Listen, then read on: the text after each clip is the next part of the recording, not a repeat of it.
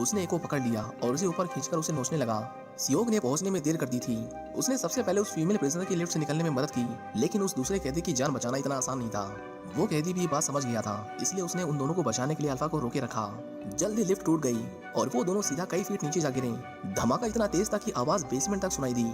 लेकिन जब सियोक ने नीचे झांका तो पाया कि वो अभी तक जिंदा था। वहीं वूंग अपने लोगों के साथ शिप पर पहुंच गया।